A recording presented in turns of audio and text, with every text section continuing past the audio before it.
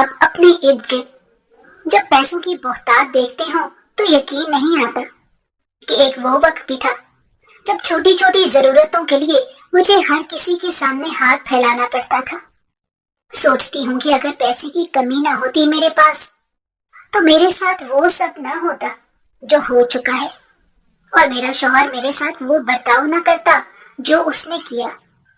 مجھے یقین ہی نہیں آتا کہ ایک شخص جو میری محبت میں اس قدر دیوانہ تھا، وہ صرف اور صرف پیسے کی وجہ سے مجھ سے اتنا دور ہو گیا کہ اس نے مجھ پر ہر قسم کا ظلم کیا۔ لیکن اب جب میں اپنے ارد گرد اتنے پیسے دیکھتی ہوں اور اتنی فرما بردار اولاد اپنے ارد گرد دیکھتی ہوں جو میرے منہ سے نکلا ہر لفظ اور ہر خواہش فوراً پوری کرنے کی کوشش کرتے ہیں، تو میرا دل تشکر سے بھر جاتا ہے۔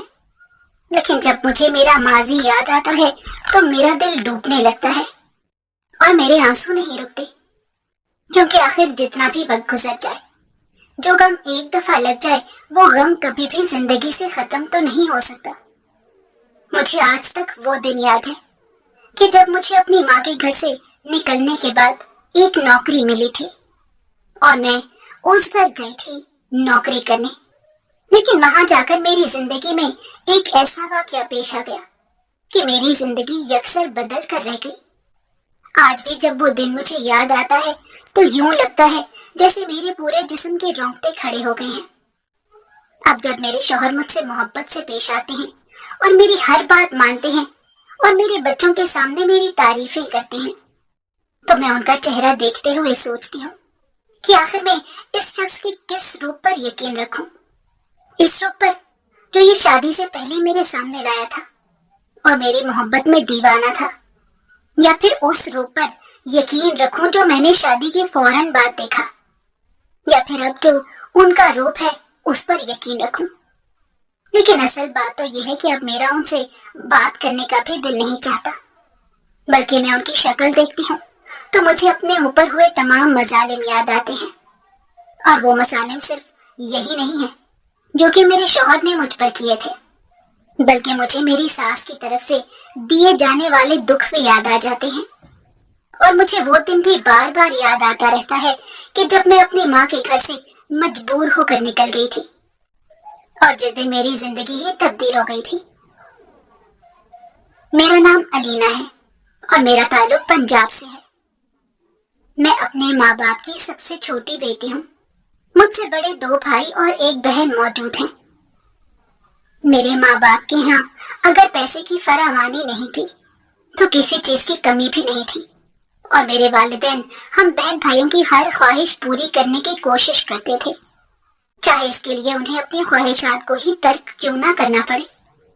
لہٰذا مجھے کبھی بھی کسی قسم کی احساس کمتری نہیں ہوئی، بلکہ میں اپنے آپ کو بہت زیادہ خوش قسمت تصور کرتی تھی، اور مجھے اس بات کا ادراک بھی تھا کہ ایسے لوگ بھی اس دنیا میں موجود ہیں کہ جن کی ضروریات بھی پوری نہیں ہو پاتی، اور یہاں تو میری بہت ساری خواہشیں بنا زبان پر لائے ہی مکمل کر دی جاتی تھی۔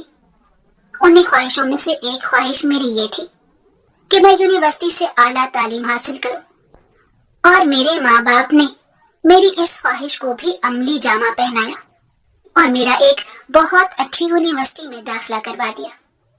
میں بھی اپنے ماں باپ کا سر اونچا کرنا چاہتی تھی اور ان کا نام روشن کرنا چاہتی تھی، لہٰذا کسی بھی قسم کی غیر ضروری ایکٹیویٹی میں ملوث ہونے کی بجائے میں نے اپنا تمام تر فوکس پڑھائی پر رکھا، اور میں ہر مرتبہ بہت ہی زیادہ اچھے نمبر لے کر اپنی کلاس میں ٹاپ کرتی تھی۔ میرے ماں باپ بھی مجھ سے بہت زیادہ خوش تھے، اور شروع کے 3 سال بہت ہی زیادہ اچھی اور بہترین انداز میں گزر گئے۔ لیکن اس کے بعد جب میری پڑھائی کا آخری اور چوتھا سال شروع ہوا تو میری زندگی میں کچھ اس طریقے کے واقعات ہونے لگے جس نے مجھے اور میری زندگی کو یکسر تبدیل کر دیا، اور مجھ سے میرے اتنے اچھے والدین کا بھروسہ بھی لے لیا۔ یہ بات دراصل ان دنوں کی ہے جب میرا یونیورسٹی کا آخری سال شروع ہوا تھا۔ ہمارا جیسے ہی یونیورسٹی کا پہلا دن ہوتا تھا ہمیں اس دن ہی پچھلے سال کا رزلٹ مل جاتا تھا۔ اس مرتبہ بھی مجھے رزلٹ مل گیا تھا، اور میں امید کر رہی تھی کہ ہمیشہ کی طرح इस मर्तबा भी मैंने टॉप किया होगा। लेकिन जैसे ही मैंने अपनी मार्कशीट देखी तो ये देखकर मुझे बहुत ज्यादा हैरानी और बहुत ज्यादा दुख हुआ कि मैं इस क्लास में तो क्या टॉप करती, बल्कि मैं तो 2 सब्जेक्ट्स में फेल थी। जब मैंने ये देखा तो मुझे यकीन ही ना आया और मैं इस बात पर यकीन करने लगी कि यकीनन ये किसी न किसी की शरारत है या फिर टीचर को किसी किस्म की गलत फहमी हुई है। लिहाजा मैं सीधा टीचर के पास गई और उनके सामने अपना मुद्दा बयान किया, लेकिन उन्होंने मेरी बात सुनने से इनकार कर दिया। उनका कहना था कि हर मर्तबा बच्चे ऐसा ही करते हैं कि पहले पेपर अच्छा नहीं देते और फिर अगर उन्हें फेल कर दिया जाए तो आकर कहते हैं कि आपने हमें गलत फेल किया है। मैंने उन्हें बताने की कोशिश की कि मैं इस तरह की स्टूडेंट नहीं हूँ, बल्कि मैं पिछले सालों में टॉप करती रही हूँ। तब उन्होंने मुझे कहा कि हाँ, मैं जानती हूँ कि तुम हमेशा टॉप करती रही हो, लिहाजा जब तुम फेल हो रही थी तो मैंने ही तुम्हारा पेपर रीचेक किया, लेकिन तुम्हारा पेपर बहुत बुरा हुआ था जिसकी वजह से तुम्हें फेल करना ही पड़ा। ये कहकर उन्होंने मुझे अपने ऑफिस से बाहर चले जाने का कह दिया। मैं ऑफिस से बाहर आ गई, लेकिन मुझे अभी तक इस बात पर बिल्कुल यकीन नहीं था कि मैं फेल भी हो सकती हूँ। मैं वहीं परेशान खड़ी थी और करीब था कि मैं रोने लग जाती कि तभी हमारे डिपार्टमेंट के एक क्लर्क ने मुझे वहां खड़े देखा और मुझसे पूछा कि क्या बात है। वैसे तो मैं किसी से ज्यादा बातचीत नहीं करती थी, लेकिन उस वक्त मुझे किसी सहारे की जरूरत थी, लिहाजा मैंने उन्हें बता दिया कि मैं फेल हो गई हूँ। मुझे लगा कि वो ये बात सुनकर मेरा मजाक बनाएंगे या फिर यहाँ से चले जाएंगे, क्योंकि उनके लिए तो ये बहुत ही नॉर्मल बात थी कि स्टूडेंट्स फेल होते रहें। लेकिन मेरी बात सुनते ही उन्होंने बहुत ज्यादा हैरान कुन रिएक्शन दिया और कहा कि तुम तो वही लड़की हो ना जो हर मर्तबा टॉप करती है, तो फिर तुम किस तरह से फेल हो गई हो? यकीनन टीचर की इसमें कोई गलती होगी। उनकी बात सुनकर मुझे बहुत हैरत हुई कि आखिर ये मुझे कैसे जानते हैं कि मैं हमेशा टॉप करती हूँ। लेकिन इस वक्त उनका सवाल जवाब का वक्त नहीं था, लिहाजा मैंने उन्हें कहा कि टीचर की गलती हो सकती है, लेकिन वो अपनी गलती मानने से इनकारी है और मुझे मेरा पेपर भी नहीं दिखा रही ताकि मुझे अपनी गलतियों का अंदाजा हो सके। मेरी ये बात सुनकर वो क्लर्क वहीं खड़े हो गए और कुछ देर सोचने रहने के बाद उन्होंने मुझे कहा कि क्यों ना मैं तुम्हारी मदद करूं और तुम्हारा मसला हल करा दूं। ये बात सुनकर मैं बहुत ज्यादा खुश हुई कि आखिरकार कोई ऐसा भी शख्स है जो मेरी बात सुन रहा है और मुझ पर यकीन भी कर रहा है कि मेरी तैयारी हमेशा की तरह बहुत अच्छी थी और मैं नहीं जानती कि मैं कैसे फेल हो गई हूँ। मैंने उन्हें कहा कि अगर वो मेरी मदद करेंगे तो मैं उनकी बहुत मशकूर रहूंगी। तो वो मुझसे कहने लगे कि फिलहाल तुम जाओ, मैं टीचर से बात करूंगा और फिर मैं तुम्हें बताऊंगा कि हमें आखिर क्या करना चाहिए जिससे तुम्हारे नंबर बढ़ जाएं। ये सुनकर मैं मुतमईन हो गई और मैंने उन्हें कहा कि आप मुझसे राब्ता कैसे करेंगे। ये सुनकर उन्होंने मुझे अपना मोबाइल नंबर लिखवा दिया और कहा कि तुम रात तक मुझे मैसेज कर देना, फिर मैं तुम्हें बता दूंगा कि मैंने टीचर से बात की तो क्या बना। मैं ये सुनकर बहुत ज्यादा खुश थी कि आखिरकार मेरा मसला हल होने वाला है और मुझे कोई ऐसा शख्स मिला है जो कि इस मसले को हल करने में मेरी मदद कर सकता है, वरना मैंने तो इस मसले के हल होने के मुतालिक उम्मीद ही छोड़ दी थी और मैं सोच रही थी कि मेरे फेल होने के बायस मेरी मार्कशीट पर कितना बुरा असर पड़ेगा। खैर मैं घर पहुंच गई और घर जाकर मैं बेसब्री से रात का इंतजार करने लगी। मुझे बस इस बात की जल्दी थी कि जल्द अज जल्द मुझे पता चल जाए कि उन्होंने टीचर से क्या बात की और क्या टीचर मेरे नंबर बढ़ाने पर राजी हो गई हैं। घर जाने के बाद दिन खत्म ही नहीं हो रहा था। मैंने रात के इंतजार में बहुत से काम निपटा लिए और मैं साथ साथ अल्लाह से दुआ करती रही कि अल्लाह मेरा काम बना दे और मेरे नंबर्स बढ़ा दे, क्योंकि मैं जानती थी कि ऐसा हो नहीं सकता कि मैं फेल हो जाऊं। मेरी तैयारी इतनी खराब हरगिज नहीं थी। आखिरकार अल्लाह अल्लाह करके रात का वक्त नजदीक आया और मैंने अपने तमाम कामों से फारिग होकर उस क्लर्क को मैसेज किया। मेरे मैसेज करते ही उनका फौरन रिप्लाई आ गया, जैसे कि वो मेरे ही मैसेज के इंतजार में हो। मैंने उनसे अपना तारुफ करवाया और उनसे पूछा कि क्या उन्होंने टीचर से बात की और मेरे नंबर्स का क्या बना। तब उन्होंने मुझे कहा कि तुम 2 सब्जेक्ट में फेल हुई हो। उनमें से एक टीचर तो तुम्हारा पेपर रीचेक करने पर मान गए हैं और कल वो तुम्हारा पेपर रीचेक करेंगे और जो भी तुम्हारे नंबर बनेंगे वो तुम्हारी मार्कशीट में बढ़ा दिए जाएंगे। जबकि दूसरी टीचर वो इस बात के लिए राजी नहीं है और उनका यही कहना है कि वो एक दफा ही अच्छी तरह पेपर चेक कर चुके हैं, लिहाजा दूसरी मर्तबा वो चेक नहीं करेंगी। ये सुनकर मुझे खुशी भी हुई और मायूसी भी कि कम से कम मेरा एक पेपर तो रिजेक्ट हो रहा है। फिर मैंने उनसे पूछा कि आप मुझे कोई तरीका बताने वाले थे जिससे मैं अपने नंबर बढ़ा सकती हूँ, तो क्या आप मुझे बता सकते हैं कि मेरा दूसरा पेपर किस तरीके से ठीक हो सकता है? इस पर वो कहने लगे कि हाँ बिल्कुल, मैं इसमें तुम्हारी मदद कर सकता हूँ, लेकिन उसके लिए तुम्हें मुझसे कल सुबह यूनिवर्सिटी में मिलना होगा। मैं उनसे मिलने के लिए मान गई और मैं उन्हें अल्लाह हाफिज कहने लगी, लेकिन वो मुझे मैसेजेस करने लगे और मुझे उनसे बात करने में बहुत देर गुजर गई। मैं बार बार उन्हें कहती रही कि अब मैं सोने लगी हूँ और बात समेटने की कोशिश करती, लेकिन वो फिर कोई ना कोई बात करते थे और यूं ही करते करते अचानक ही मुझे अजानों की आवाज आने लगी। मुझे यकीन ही नहीं आया कि मैंने सारी रात एक आदमी से बात करते हुए गुजार दी है, लेकिन मैं भी मजबूर थी, क्योंकि अगर मैं उनसे बदतमीजी से पेश आती या फिर मैं उनसे रूड होती तो ऐन मुमकिन था कि वो मेरी मदद ना करते और मेरे नंबर्स ना बढ़वाते। आखिरकार जब अजानों की आवाज गूंजने लगी तो मैंने उन्हें कहा कि अब मैं नमाज पढ़ने के बाद यूनिवर्सिटी की तैयारी करने के लिए जा रही हूँ। तब उन्होंने मुझे याद दहानी करवाई कि तुम सुबह मुझसे यूनिवर्सिटी में मिलना ताकि तुम्हारा मसला हल कर सके। मैंने उनकी बात मान ली और मैं नमाज पढ़ने के बाद अपनी यूनिवर्सिटी की तैयारी करने लगी। यूनिवर्सिटी जाते ही हमारा फौरन ही पहला पीरियड होता था, लिहाजा मैं सुबह ही सुबह उनसे नहीं मिल सकी। लेकिन जैसे ही पहले पीरियड खत्म होने के बाद मैंने बैग से अपना फोन निकाला तो मैंने देखा कि उन क्लर्क की मुझे बेतहाशा मिस कॉल आई हुई थी। ये देखकर मैं बहुत हैरान हुई और मैंने उन्हें कॉल बैक की तो वो इंतहाई गुस्से में मुझसे कहने लगे कि क्या तुम अभी तक यूनिवर्सिटी नहीं आई हो, क्योंकि तुम मुझसे मिलने वाली थी लेकिन तुम मुझे नहीं मिली। जब मैंने उन्हें बताया कि मैं फिलहाल फ्री नहीं हूँ बल्कि मैं उनसे छुट्टी के टाइम पर मिल सकूंगी, जिस पर उन्होंने मुझे कहा कि अगर तुम छुट्टी के टाइम पर मिल सकती हो तो तब टीचर्स नहीं होंगे और तब मैं तुम्हारा काम नहीं करवा सकूंगा, बाकी तुम्हें अभी फौरन मुझसे मिलना होगा। ये सुनकर मैं थोड़ा सा घबरा गई और मैंने उन्हें कहा कि ठीक है, मैं आ जाती हूँ आपसे मिलने के लिए। दरअसल यूनिवर्सिटी के इतने सालों में मैंने आज तक एक भी क्लास बंक नहीं की थी, लिहाजा मुझे यूं टीचर की क्लास छोड़ते हुए बहुत अजीब महसूस हो रहा था। लेकिन फिर मैंने खुद को समझाया कि मुझे अपना एक जरूरी काम करना है, जिसकी वजह से ये क्लास छोड़ना मेरी मजबूरी है और मैं शौकिया तौर पर ये काम नहीं कर रही हूँ।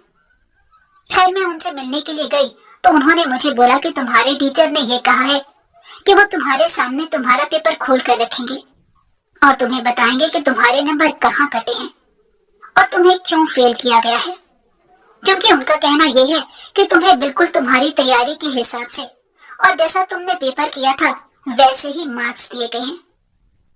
मैं ये सुनकर भी खुश हो गई, क्योंकि मुझे यकीन था कि जब मेरा पेपर मेरे सामने आएगा तो मैं टीचर को इस बात पर राजी कर लूंगी कि मेरा पेपर अच्छा है और उन्होंने मुझे कम नंबर दिए हैं।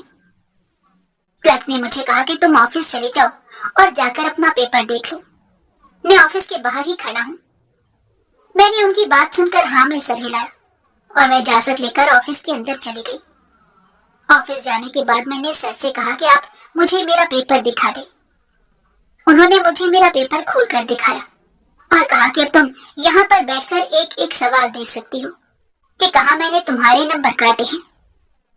मैं उनके सामने मौजूद कुर्सी पर बैठ गई और पेपर देखने लगी। कुछ देर बाद ही वो सर उठे और घूमते घूमते मेरी कुर्सी के करीब आ गए और उन्होंने मुझे कहा कि क्या तुम अपने नंबर बढ़वाना चाहती हो। मैं क्योंकि पूरे तरीके से पेपर में मगन थी, इसलिए मैंने उनको देखे बिना सिर्फ और सिर्फ हाँ में सर हिलाया। मेरे हाँ में सर हिलाते ही उन्होंने मुझे कहा कि अगर मैं तुम्हारे नंबर बढ़ा दूं तो आखिर मुझे क्या फायदा होगा। یہ سن کر میں نے حیرت سے سر اٹھایا تو دیکھا کہ وہ میرے انتہائی نزدیک کھڑے ہوئے تھے۔ یہ دیکھ کر مجھے بے حد عجیب لگا اور میں نے ان سے کہا کہ سر آپ کی بات کا کیا مطلب ہے، میں نہیں سمجھ سکی۔ میری بات سن کر وہ مسکرانے لگے اور وہ میرے ساتھ نازیبا حرکت کرنے کی کوشش کرنے لگے۔ میں نے انہیں زور سے دھکا دیا اور بہت زور سے چیخی۔ میری چیخ سنتے ہی آفس کے باہر موجود کلرک آفس کے اندر آ گیا اور میری اور سر کی حالت دیکھنے کے بعد شاید اسے بھی اندازہ ہو گیا تھا کہ یہاں پر کیا ہوا ہے، لہٰذا اس نے مجھے فوراً وہاں سے باہر جانے کا کہہ دیا۔ میں نہیں جانتی کہ اس کے بعد کیا ہوا، لیکن کچھ ہی دنوں بعد میری اپ ڈیٹ مارک شیٹ آ چکی تھی جس میں میرے دونوں سبجیکٹ کے نمبر بڑھے ہوئے تھے۔ میں یہ دیکھ کر بہت زیادہ خوش ہوئی اور دوسری خوشی مجھے اس بات کی تھی کہ یہ سر جنہوں نے میرے ساتھ بدتمیزی کرنے کی کوشش کی تھی وہ ہمیں اس سال نہیں پڑھا رہے تھے، بلکہ اب تو وہ مجھے یونیورسٹی میں نظر بھی نہیں آتے تھے۔ ان سب چیزوں میں ایک خراب چیز یہ تھی کہ وہ کلرک جس نے میرے نمبر بڑھائے تھے جب اس کا دل چاہتا وہ مجھے میسج کر دیتا اور پھر مجھے اسے جواب دینا پڑتا، کیونکہ ظاہر ہے اس نے مجھ پر احسان کیا تھا اور مجھے اس کا بدلہ اتارنا تھا۔ اس کے علاوہ بھی جب اس کا دل چاہتا تو وہ مجھے ملنے کے لیے بلاتا، کبھی وہ مجھے کسی بہانے سے بلاتا تو کبھی کسی بہانے سے۔ میں سمجھ رہی تھی کہ وہ بلا وجہ مجھ سے رابطے بڑھانے کی کوشش کر رہا ہے، لیکن وہ ہمیشہ ہی مجھے کچھ نہ کچھ معقول وجہ پیش کر دیتا کہ میں اسے کچھ کہہ بھی نہ پاتی تھی۔ آخرکار میں نے اسے ایک روز بات کرنے کی ٹھانی اور میں نے اسے صاف صاف کہا کہ یہ جو تم مجھے بار بار بلاتے ہو یا میسج کرتے ہو یہ بالکل بھی مناسب نہیں ہے، لہٰذا آئندہ کے بعد میں تم سے کبھی بھی کسی قسم کا رابطہ نہیں رکھوں گی۔ یہ سن کر وہ مسکرایا اور کہا کہ تمہارے پاس یہ آپشن موجود نہیں ہے۔ یہ بات سن کر مجھے بہت حیرت ہوئی اور میں نے اس سے پوچھا کہ اس بات کا کیا مطلب ہے، تو وہ کہنے لگا کہ مطلب چھوڑو اور کام کی بات سنو۔ میں تمہیں پسند کرتا ہوں اور تم سے شادی کرنا چاہتا ہوں اور میں تمہارے گھر رشتہ بھیجنا چاہتا ہوں۔ تم مجھے صرف اتنا بتاؤ کہ اگر میں تمہارے گھر رشتہ بھیجوں گا تو کیا تم انکار کرو گی یا پھر تم بھی ہاں کہہ دو گی؟ میں نے پہلے سوچا کہ میں اسے منہ پر صاف انکار کر دوں، لیکن پھر مجھے خیال آیا کہ کس طرح اس شخص نے میری عزت بچائی اور کبھی بھی اس نے مجھ سے بدتمیزی کرنے کی کوشش نہیں کی۔ اب مجھے سمجھ آیا کہ یہ جو مجھ سے بہانے سے بات کرتا ہے یا ملنے کی کوشش کرتا ہے تو وہ دراصل میری پرواہ کرتا ہے اور مجھے پسند کرتا ہے، اس لیے بار بار مجھ سے ملنا چاہتا ہے۔ میں نے اسے کہا کہ تم رشتہ بھیج دو، جو میرے گھر والوں کی مرضی ہوگی وہی میری مرضی ہوگی۔ یہ سن کر اس کی آنکھوں میں اطمینان اترا اور اس نے کہا کہ ٹھیک ہے، میں تمہارے گھر 2 دن بعد ہی رشتہ بھیج دوں گا۔ 2 دن بعد دراصل ویکینڈ تھا اور سبھی گھر پر موجود ہوتے تھے، اس لیے اس نے اسی دن کا انتخاب کیا تھا۔ میں نے گھر جا کر اپنی والدہ کو تمام باتیں بتا دی کہ کیسے ایک شخص مجھے پسند کرتا ہے اور گھر پر رشتہ بھیجنا چاہتا ہے، لیکن میں نے اپنا پیپر فیل ہونے والی بات کو گول کر دیا کیونکہ میں وہ بات اپنے والدین کو بتا کر ان کے سامنے شرمندگی نہیں اٹھانا چاہتی تھی۔ میری والدہ نے میرے والد کو بھی اس بات کی اطلاع دے دی اور آخرکار میرا رشتہ آ گیا۔ میرے والد اور بھائیوں نے رشتے کی تحقیقات کی اور انہیں یہ رشتہ مناسب لگا تو انہوں نے میرا رشتہ طے کر دیا۔ ویسے بھی میری والدہ کو یہ لگا تھا کہ وہ صرف لڑکا ہی مجھے پسند نہیں کرتا، میں بھی اسے پسند کرتی ہوں، اور انہوں نے میرے والد کو بھی یہی کہا تھا۔ میرے والدین نے میری پسند کو مقدم سمجھ کر میرا وہاں پر رشتہ کر دیا، لیکن اصل بات تو یہ تھی کہ میرے دل میں وہ شخص کے لیے عزت تو موجود تھی، لیکن اس کے علاوہ کسی قسم کا کوئی بھی جذبہ موجود نہیں تھا، اور میں نے صرف اپنے والدین کے فیصلے کے سامنے سر جھکایا تھا۔ میری شادی کے بعد کچھ عرصہ تو بہت ہی زیادہ اچھا گزرا اور وہ شخص مجھے گھمانے کے لیے بھی لے گیا اور اس نے مجھے کافی جگہوں پر گھمایا، لیکن اس کے بعد آہستہ آہستہ مجھ پر اس کی اصلیت کھلنے لگی۔ ہوا یہ کہ جیسے ہی ہماری شادی کو 1 مہینہ گزرا اور ہم لوگ گھوم پھر کر واپس آ گئے اور دعوتوں کا سلسلہ بھی ختم ہونے لگا، تب میری ساس نے مجھے کہا کہ تمہیں شادی میں جتنے بھی تحائف اور پیسے ملے تھے وہ سب تم مجھے دے دو۔ یہ بات مجھے کچھ غیر مناسب لگی، क्योंकि मेरी दोस्तों ने और मेरे रिश्तेदारों ने मेरी पसंद के बहुत से तोहफे मुझे दिए थे जो कि मैं अपने इस्तेमाल में लाना चाहती थी। लेकिन मेरी सास का कहना था कि वो तमाम चीजें उन्हें दे दी जाएं, क्योंकि आखिर उन्होंने इतना खर्चा करके हमारी शादी की थी। जबकि मेरा मौक़िफ़ ये था कि उन्होंने अपनी खुशी से खर्चा किया था और अपने बेटे की शादी पर खर्चा किया था, और वो मुझसे पैसे तो ले लेगी लेकिन वो मुझसे मेरे तोहफे भी लेना चाहती थी। हालांकि उस पर मेरा हक था। मैंने अपने शौहर से ये बात कही। मुझे उम्मीद थी कि वो मेरा साथ देंगे, लेकिन उन्होंने मुझे बहुत तल्ख लहजे में ये कहा कि मैं अपना सारा सामान अपनी सास के हवाले कर दूं, वरना कहीं ऐसा ना हो कि मुझे अपना सामान लेकर यहाँ से जाना पड़े। उनकी ये बात सुनकर मुझे धचका पहुंचा, क्योंकि मैं उनसे कभी भी उम्मीद नहीं कर सकती थी कि वो मुझे शादी के इतने कम दिनों में ही इस तरह की धमकी देंगे। बहरहाल मेरे लिए चीजें रिश्तों से ज्यादा अहम नहीं थी, लिहाजा मैंने अपनी शादी में मिलने वाले हर एक तोहफे और पैसे समेत हर चीज अपनी सास के हवाले कर दी। जब मैंने सारी चीजें उन्हें दे दी तो मेरे शौहर और मेरी सास मुझसे बहुत ज्यादा खुश हो गए। आहिस्ता आहिस्ता मेरी सास ने पूरे घर की जिम्मेदारी मुझ पर डाल दी। मेरे शौहर के 3 भाई थे और तीनों ही शादीशुदा थे, जबकि उनकी 2 बहनें थीं, जिनमें से एक शादीशुदा और एक गैर शादीशुदा थी। घर पर मेरे अलावा कोई भी काम नहीं करता था और मेरी नंद और सास या तो आराम करती या फिर किसी न किसी रिश्तेदार के घर चली जाती थी, जबकि मेरी शादीशुदा नंद भी जब दिल चाहता अपने 3 बच्चों समेत घर आ जाती और कई कई दिन तक इसी घर में रहती। मुझे उनके आने या रुकने पर कोई एतराज नहीं था, लेकिन वो भी मेरे काम में मेरी कोई मदद नहीं करती थी और यूं मेरा काम कई गुना बढ़ जाता था। मैं अपने शौहर से अगर इस बारे में बात करने की कोशिश करती तो वो ये कहते थे कि हर औरत ही इसी तरह काम करती है, तुम कोई अनोखा काम नहीं कर रही हो। मैं अपने वालिदैन के घर पर भी काम करती थी, लेकिन वो काम मैं शौकिया तौर पर करती थी और मेरे ऊपर इतना बर्डन कभी भी नहीं होता था जितना बर्डन अब हो चुका था।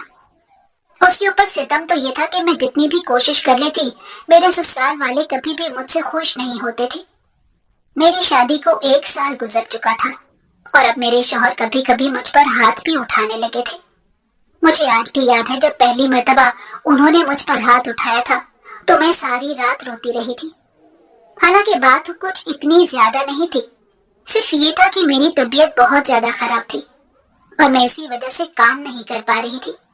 उसके बावजूद उस दिन मैंने पूरे घर की सफाई करने के अलावा खाना भी बना दिया था, लेकिन खाना बनाने के बाद मैं कुछ देर के लिए आराम करने के लिए लेटी तो मेरी आंख लग गई और जब घर के मर्द हजरात घर में पहुंचे तो मैं खाना गर्म करके दस्तरखान पर नहीं सजा सकी, क्योंकि मुझे किसी ने उठाना भी गवारा नहीं किया था।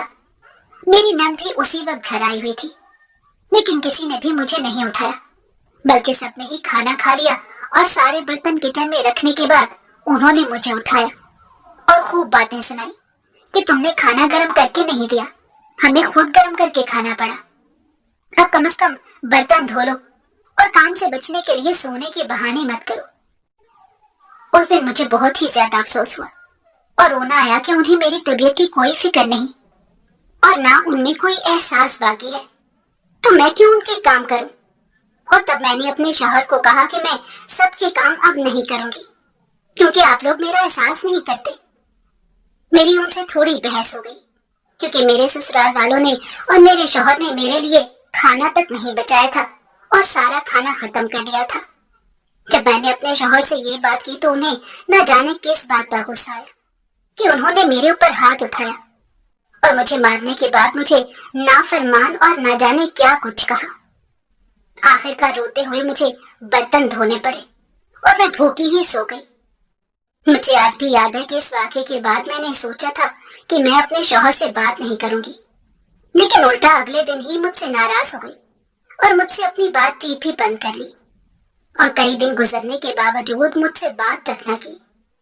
लेकिन वो अपने सारे काम फिर भी मुझसे ही करवाते थे। आखिरकार तंग आकर मैंने खुद ही उनसे माफी मांग ली। जिस दिन मैंने उनसे माफी मांगी उस दिन उन्होंने मुझे बहुत लंबा लेक्चर दिया कि किस तरह ये मेरे ऊपर फर्ज है کہ میں ان کی اور ان کے گھر والوں کی خدمت کروں اور ان کے سامنے زبان درازی نہ کیا کروں۔ انہوں نے کہا کہ میری زبان درازی کی وجہ سے ہی انہوں نے مجھ پر ہاتھ اٹھایا تھا اور انہیں خود بھی اس بات پر بہت تکلیف پہنچی، لیکن میں نے ہی انہیں غصہ دلایا تھا۔ آخرکار انہوں نے مجھے اتنا کچھ کہا کہ میں ان کی باتوں پر یقین لے آئی کہ ہاں میری ہی غلطی تھی۔ شادی کو مزید 2-3 ماہ گزرے ہی تھے کہ میرے سامنے ان کا ایک اور نیا چہرہ آیا کہ جب ان کو کچھ پیسوں کی ضرورت پڑی تو انہوں نے مجھ سے کہا کہ مجھے اپنے گھر جا کر اپنے والدین سے پیسوں کا مطالبہ کروں۔ میں نے انہیں کہا کہ میں اپنے والدین سے پیسے نہیں مانگ سکتی، ہاں البتہ اگر آپ کو ضرورت ہے تو آپ نے جو گولڈ کی چین بنوائی تھی میں وہ بیچ دیتی ہوں۔ لیکن یہ بات سن کر ان کا پارا چڑھ گیا اور انہوں نے کہا کہ سونا بیچنے کی کوئی ضرورت نہیں ہے، بلکہ تم جا کر اپنے والدین سے کہو کہ وہ ہماری مدد کریں اور ہمیں پیسے دیں۔ کوئی چھوٹی موٹی رقم نہیں تھی، بلکہ اچھی خاصی رقم ان لوگوں کو درکار تھی، لیکن ان کا کہنا تھا کہ تم اپنے میکے سے پیسے لے کر آؤ ورنہ ہم تمہیں وہیں بھیج دیں گے۔ یہ سن کر میں ڈر گئی اور میں نے جا کر اپنے والد سے بات کی کہ ہمارے حالات کچھ بگڑ گئے ہیں، لہٰذا آپ ہماری تھوڑی مدد کریں۔ اور میرے والد نے بھی بیٹی کا مان رکھتے ہوئے نہ جانے کہاں سے مجھے پیسے ارینج کر کے دے دیے۔ لیکن پھر جیسے کہ تو میرے شوہر اور سسرال والوں کی عادت ہی بن گئی کہ وہ ہر تھوڑے دن بعد مجھے کہتے کہ میں جا کر اپنے میکے والوں سے پیسے لے کر آؤں۔ میں کبھی انہیں منع کرتی اور کبھی منع نہیں کر پاتی، لیکن منع کرنے کا بھی کوئی فائدہ نہیں ہوتا تھا، کیونکہ منع کرنے کی صورت میں وہ مجھے ذہنی اذیت دیتے تھے اور آخرکار مجھے جا کر پیسے مانگنے ہی پڑتے تھے۔ مجھے اپنے والد سے پیسے مانگنے میں بہت شرم آتی تھی، لیکن آخر میں کیا کرتی، مجھے اپنا گھر بھی تو بچانا تھا۔ میرے والد بھی نہ جانے کہاں سے مجھے پیسے جمع کر کے دیتے۔ مجھے اس بات کا علم نہیں تھا کہ میرے والد جو مجھے پیسے دیتے ہیں یہ بات انہوں نے میری امی اور میرے بھائی بہنوں تک کو نہیں بتائی۔ ایک روز میں اپنی امی سے کال پر بات کر رہی تھی کہ میں نے باتوں باتوں میں ان پیسوں کا ذکر کر دیا، لیکن ان کا ری ایکشن دیکھ کر مجھے یہ سمجھ میں آیا کہ میرے والد نے میری مدد کرنے کے حوالے سے گھر میں کوئی ذکر نہیں کیا۔ میری والدہ نے میری بات سن کر مجھے کہا کہ میں فوراً ہی ان کے گھر چکر لگاؤں اور انہیں تفصیل سے ہر بات بتاؤں۔ میں نے گھر آنے کی حامی بھری اور کچھ دن بعد جب میں اپنے گھر گئی تو میں نے دیکھا کہ گھر پر امی اور ابو دونوں موجود تھے، اور امی نے پھر ہم دونوں سے پوچھا کہ آپ لوگوں نے مجھے بتائے بنا یہ کام کیوں کیا؟ میں خود بھی نہیں جانتی تھی کہ ابو نے امی کو نہیں بتایا کہ وہ میری مدد کرتے ہیں، تو امی کو کیا جواب دیتی؟ لیکن ابو کا کہنا تھا کہ وہ میری مدد ان پیسوں سے کرتے ہیں جو انہوں نے میرے نام پر پہلے ہی الگ کر رکھے ہیں، تو اس میں کسی کو بتانے کی کوئی ضرورت ہی نہیں۔ لیکن امی کا موقف یہ تھا کہ بیٹے کی شادی کے بعد ذمہ داری شوہر کی ہوتی ہے، نہ کہ ماں باپ کی۔ میں بھی ان کی بات سے اتفاق تو رکھتی تھی، لیکن آخر میں کیا کر سکتی تھی، کیونکہ میں اپنے والدین کو نہیں بتا سکتی تھی کہ میرے اوپر کتنا پریشر ہے، کیونکہ میں اپنا گھر تباہ نہیں کرنا چاہتی تھی۔ خیر اس دن امی نے مجھے بہت ڈانٹا کہ تم کیوں اپنے باپ سے پیسے لیتی ہو، لیکن میں نے چپ چاپ ان کی ڈانٹ سن لی اور اپنے گھر چلی گئی۔ میرے گھر جانے کے 2 ہفتے بعد میرے شوہر نے دوبارہ سے مجھ پر دباؤ ڈالنا شروع کر دیا کہ میں جا کر اپنے والد سے پیسے لے کر آؤں، لیکن اب یہ میرے لیے ممکن نہیں تھا، کیونکہ میں جانتی تھی کہ اب میری والدہ کے علم میں جب یہ بات آ چکی ہے کہ میں ان کے گھر سے مدد مانگتی ہوں، تو اب میں جب بھی ان کے گھر جاؤں گی تو وہ مجھے میرے والد کے ساتھ اکیلا ہی نہیں چھوڑیں گی کہ میں والد صاحب سے پیسوں کے متعلق بات کر سکوں۔ لیکن پھر بھی میں اپنے شوہر کے دباؤ کی وجہ سے چلی گئی، لیکن میرے خدشات درست ثابت ہوئے، جو مجھے اپنے والد سے بات کرنے کا موقع ہی نہ ملا، اور ان کے ساتھ مجھے اپنی والدہ کے سامنے ہی پیسوں کا ذکر کرنا پڑا۔ لیکن وہ پیسوں کی بات سنتے ہی ہتھے سے اکھڑ گئی اور انہوں نے کہا کہ کوئی ضرورت نہیں ہے، ہم تمہاری مدد نہیں کر سکتے۔ اس طرح تو تمہارے شوہر کو عادت ہو جائے گی کہ وہ بس اپنے سسرال سے پیسے منگواتا رہے، حالانکہ اسے خود محنت کر کے پیسے جمع کرنے چاہیے۔ ابو نے امی کی بات سنی تو انہیں روکنے کی کوشش کی اور کوشش کی کہ وہ میری مدد کر لیں، لیکن امی نے انہیں اس قسم کے کسی بھی کام کرنے سے روک دیا اور مجھے کہا کہ ہم تمہیں پیسے نہیں دے سکتے اور یہ سب ہم تمہاری ہی بھلائی کے لیے کر رہے ہیں، کیونکہ اگر ہم تمہیں بار بار پیسے دیں گے تو تمہارے سسرال والے پھر بھی تمہارا جینا حرام کر دیں گے۔ لیکن امی نہیں جانتی تھی کہ میرا تو اپنے سسرال میں پہلے ہی جینا حرام ہو چکا ہے۔ بہرحال اس دن میں امی ابو کے گھر سے مایوس ہو کر نکلی اور اپنے گھر جانے لگی۔ اب میں سوچ رہی تھی کہ جب میں گھر جاؤں گی اور میرے پاس پیسے نہیں ہوں گے تو میرا شوہر میری کیا حالت کرے گا۔ مجھے اس دن پر بھی افسوس ہوتا تھا کہ جب میں نے ان کے دھوکے میں آ کر ان سے شادی کر لی اور سوچا کہ ایک مرتبہ انہوں نے میری عزت بچائی ہے تو ساری زندگی میری عزت بچاتے رہیں گے، لیکن میں اتنی خوش قسمت نہ تھی، بلکہ یہاں تو میرے شوہر خود ہی مجھے بار بار بے عزت کرتے رہتے تھے۔ میں یہی سب سوچتے سوچتے گھر جا رہی تھی کہ مجھے ایک شخص نے آواز دی۔ میں آواز سن کر حیرت سے رک گئی اور آس پاس دیکھنے لگی۔ تبھی میرے سامنے ایک ادھیڑ عمر کا شخص آ کر کھڑا ہو گیا اور اس نے مجھے کہا کہ تم بہت زیادہ پریشان لگ رہی ہو، کیا بات ہے؟ میں نے اسے بتایا کہ میں بہت پریشان تو واقعی ہوں، لیکن میں اپنی پریشانی کسی بھی انجان انسان کے ساتھ شیئر نہیں کر سکتی۔ ہاں البتہ میں نے اسے یہ ضرور پوچھا کہ تمہیں کس طرح پتہ چلا کہ میں پریشان ہوں؟ تب اس نے مجھے کہا کہ تم بہت دیر سے آرام سے اور سب سے لا تعلق ہو کر روڈ پر چلتی جا رہی ہو، لہٰذا مجھے یہی لگا کہ تم پریشان ہو اور کسی گہری سوچ میں گم ہو۔ میں اس شخص کی گہری نظر سے بہت متاثر ہوئی، لیکن میں نے اس کے سامنے اس بات کا کوئی تاثر نہیں دیا اور اپنی منزل کی جانب جانے لگی۔ لیکن میں نے محسوس کیا کہ وہ شخص بھی میرے پیچھے پیچھے آ رہا ہے۔ کچھ دیر انتظار کے بعد کہ وہ شخص خود ہی میرے پیچھے سے ہٹ جائے، آخرکار میں مڑی اور میں نے اس سے پوچھا کہ تمہارے ساتھ کیا مسئلہ ہے، تم میرے پیچھے کیوں آ رہے ہو؟ تو اس نے مجھے کہا کہ مجھے ایسا لگتا ہے کہ تمہیں پیسوں کا کوئی مسئلہ ہے اور میرے پاس تمہارے اس مسئلے کا حل موجود ہے، اسی لیے میں تمہارے پیچھے پیچھے آ رہا ہوں۔ میرے کچھ کہنے سے پہلے ہی اس نے مزید بتانا شروع کر دیا کہ وہ اپنی امی کی دیکھ بھال کے لیے ایک ملازمہ رکھنا چاہتا ہے جو اس کی امی کی دیکھ بھال کرے اور ان کی ہر خواہش کو پورا کرنے کی کوشش کرے، جیسے کہ ان کے ساتھ باہر جائے گھومنے کے لیے اور انہیں کہانیاں کتابیں پڑھ کر سنائے، اس کے علاوہ ان کے ساتھ قرآن اور تفسیر کی باتیں بھی کرے۔ یہ سب سن کر میں حیران ہوئی کہ کیا واقعی اپنے والدین سے کوئی اتنی بھی محبت کر سکتا ہے کہ ان کے لیے اتنی آسائشوں کا سوچے۔ خیر میں مان گئی کہ میں تمہارے ہاں نوکری کر لوں گی، کیونکہ میرے ذہن میں یہ تھا کہ آخر میں کب تک اپنے والدین سے مدد مانگتی رہوں گی۔ مجھے خود بھی اب اپنا کچھ بندوبست کرنا چاہیے تاکہ میں اپنے والدین پر بھی بوجھ نہ بنوں۔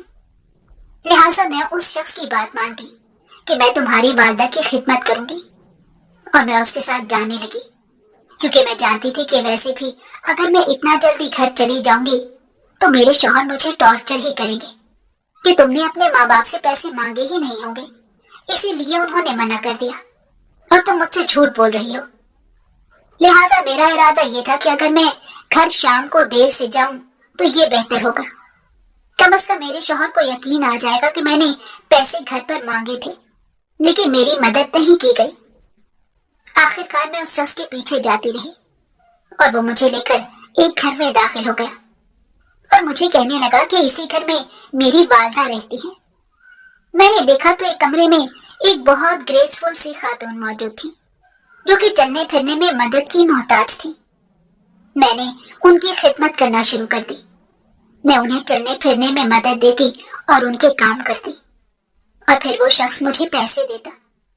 میں نے اپنے گھر میں ابھی تک اپنی نوکری کا ذکر نہیں کیا تھا کیونکہ مجھے ڈر تھا کہ شاید مجھے نوکری کی اجازت نہ ملے، لیکن جب بھی میں گھر سے نکلتی تو میں یہی کہتی کہ میں اپنے میکے جا رہی ہوں۔ ویسے بھی میرے شوہر اور میری ساس کو اس بات کی کوئی پرواہ نہیں تھی کہ میں کہاں جا رہی ہوں اور کہاں نہیں۔ مجھے روز اس گھر میں آ کر ان خاتون کی 2 سے 3 گھنٹے تک خدمت کرنی ہوتی تھی اور اتنی دیر تک تو میں گھر سے باہر بآسانی رہ سکتی تھی۔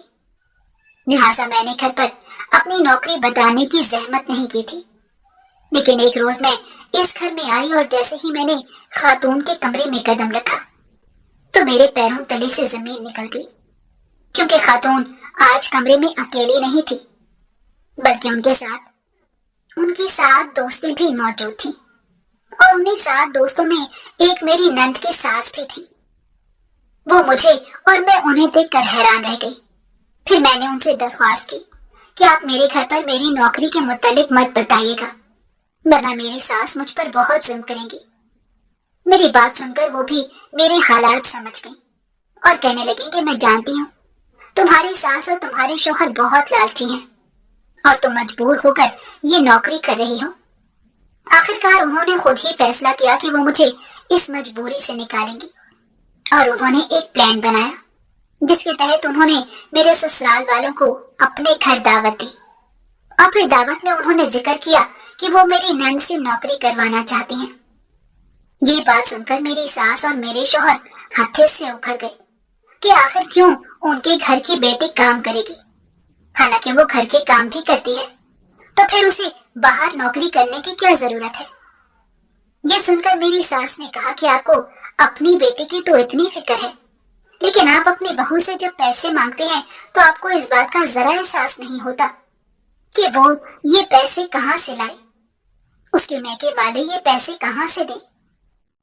میری نند کی ساس نے میرے سسرال والوں کو خوب سمجھایا، اور ان کے سمجھانے میں کچھ ایسی تاثیر تھی کہ میرے سسرال والوں نے ان کی بات کو سمجھ لیا، اور گھر آ کر نہ صرف مجھ سے معافی مانگی، بلکہ انہوں نے وعدہ کیا کہ جتنے پیسے وہ مجھ سے لے چکے ہیں وہ بھی واپس کریں گے۔